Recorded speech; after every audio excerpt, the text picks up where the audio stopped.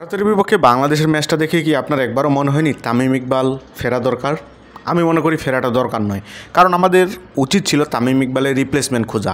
সাকিবকে নিয়ে এখনও মানুষ আফসোস করে যে সাকিব আল হাসান নাই, থাকলে হয়তো চিত্রটা ভিন্ন হতে পারতো। বাট আমি বলি কি, সাকিব আল হাসানের রিপ্লেসমেন্ট খোঁজা উচিত। এখনও পর্যন্ত আমাদের দেশে রুট লেভেলে প্লেয়ার আসার যে ম্যাপটা, সেটা কিন্তু এখনও পরিষ্কার না। এখন আপনি চিন্তা করুন তো, গ্রামে একটা প্রত্যন্ত ছেলে ক্রিকেট খেলছে, সে যে জাতীয় টিমে এসে খেলবে, সেই রাস্তাটা কতটা পরিষ্কার আমাদের জন্য। আমরা ভারতের ক্রিকেট নিয়ে সমালোচনা করি, ভারতকে ব্যঙ্গাত্ম করি, বাট আমাদের যে ক্রিকেট ফ্যাসিলিটিস, ভারতের ক্রিকেট ফ্যাসিলিটিস এর চেয়ে হাজার গুণ ভালো। সেখানে জেলা পর্যায়ে বিভিন্ন ধরনের টুর্নামেন্ট হয়, প্লেয়ারগুলোকে মাঠ পর্যায়ে থেকে জাতীয় পর্যায়ে তুলে নেওয়া হয়। এই জন্য কিন্তু ভারতের সাইড বেঞ্চটা এতটা শক্তিশালী। ঋতুরাজ গায়কোয়াড়দের মতো ব্যাটসম্যান সেখানে সুযোগ পাচ্ছে না। রিঙ্কু সিং বসে থাকতেছে সাইড বেঞ্চে, আপনার শিবম দুবের মতো অলরাউন্ডার থাকতেছে বাইরে, আরও কত গ্রেট প্লেয়ার তারা ভারতের ন্যাশনাল দলে খেলতে পারতেছে না, সাইড বেঞ্চে বসে থাকতে হচ্ছে। তো তাদের যে এই সাইড বেঞ্চটা, এই শক্তিশালী সাইড বেঞ্চের আসল রহস্যটা কী? কারণ তারা প্লেয়ারগুলোকে মাঠ পর্যায়ে থেকে কালেকশন করে এনে রাখে দেয়, যে কোনো সময় তারা রিপ্লেসমেন্ট করতে পারে। সচিন টেন্ডুলকারের পর বিরাট কোহলি এসেছে, বিরাট কোহলির পর শুভমান গিল, ইয়াসি জয়সওয়াল, ঋষভ পান্টের মতো প্লেয়ার এসছে, রোহিত শর্মার পরে শ্রেয়াস আয়ার আসতেছে। তো এই যে প্লেয়ারগুলোকে তারা কালেকশন করছে, এগুলো কিন্তু রুট লেভেল থেকেই করছে, অর্থাৎ মাঠ পর্যায়ে থেকে করছে। তো বুঝেন ব্যাপারটা, বাংলাদেশে এইরকম আমরা কোনো রিপ্লেসমেন্ট দেখতেছি না। ভারতের বিপক্ষে ম্যাচে আমরা দেখেছি স্পিন বিভাগটা কতটা দুর্বল আমাদের, যেখানে মেহেদি মিরাজ, রিশাদ হোসেন আনফর্চুনেটলি ওই দিন ভালো বল করছে, বাট আমাদের মেইন স্পিনার কোথায়, যারা মিডিল ওভারগুলোতে ব্যাটসম্যানকে প্রেসারে ফেলতে পারবে, উইকেট তুলে নিতে পারবে? এরকম একজন স্পিনার আমরা আমাদের দলে নির্ভরযোগ্য পাচ্ছি না।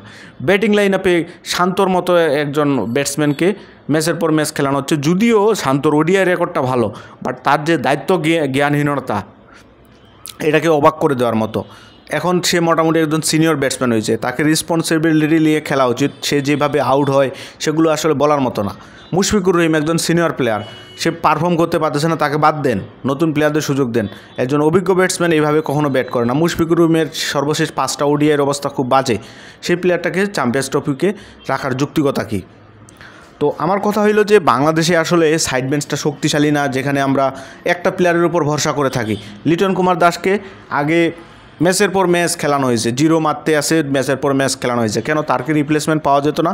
আমাদের একটা প্লেয়ারের হয় কি, যখন প্লেয়ারটা ফর্মে থাকে, যে কোনো প্লেয়ার ভালো খেলতে পারে, বাট একটা ভালো প্লেয়ার যখন ফর্মে থাকে না, তখন কিন্তু সে রান পায় না। তো তাকে সেই সুযোগটা দিতে হবে, যে তাকে তুমি বলো যে তুমি কিছুদিন আরাম করো, রেস্ট করো, প্র্যাকটিস করো, আবার ফিরে আসো। এবং ভারতে কিন্তু সেটাই হয়, যখন কোনো ভালো প্লেয়ারের ফর্ম খারাপ হয়ে যায়, তাকে দল থেকে বিশ্রাম দেওয়া হয় এবং সে রুট লেভেলের যে টুর্নামেন্টগুলো আছে, ঘরোয়া টুর্নামেন্ট, সেগুলোতে ভালো রান করে এরপর আবার জাতীয় দলে ফিরে।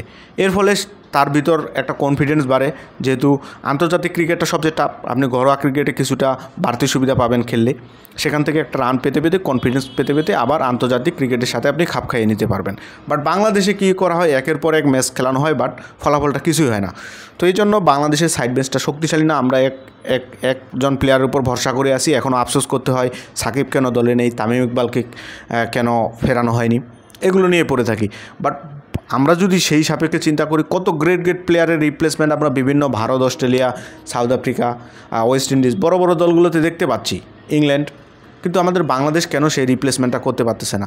ইভেন আফগানিস্তানও বাংলাদেশের চেয়ে, আপনি বিশ্বাস করবেন কি না, আফগানিস্তানের প্লেয়ার কোয়ালিটি বলেন, এবিলিটি বলেন, তাদের পাওয়ার হিটিং বলেন, সব কিছু কিন্তু বাংলাদেশকে ছাড়িয়ে যাচ্ছে। এবং বাংলাদেশ যদি এভাবে এগোতে থাকে, তাহলে নিশ্চিত 2-3 বছরের ভিতর আফগানিস্তান, বাংলাদেশ আফগানিস্তানের ধারে কাছেও থাকবে না। আমার কাছে সেটাই মনে হয়। বাংলাদেশ ক্রিকেটের এই দুরবস্থা, বিশেষ করে প্লেয়ারদের উদাসীনতা, আমি উদাসীনতা দেখেছি, প্লেয়াররা ঠিকমতো রেসপন্সিবিলিটি নেয় না। তাদের যদি সাইড বেঞ্চটা শক্তিশালী হইতো, তাহলে তাদের মাথার ভিতর থাকতো যে আমি খারাপ খেললে আমাকে বসিয়ে রাখা হবে, তাহলে তারা মন দিয়ে খেলাধুলাটা করতো, অন্তপক্ষ এই দর্শকদের আবেগটা বুঝতো।